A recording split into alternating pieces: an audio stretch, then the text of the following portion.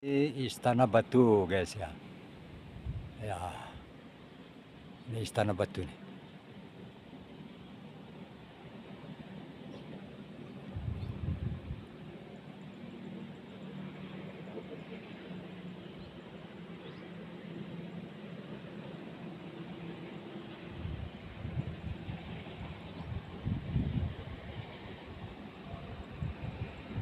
Istana Batu guys. Ah,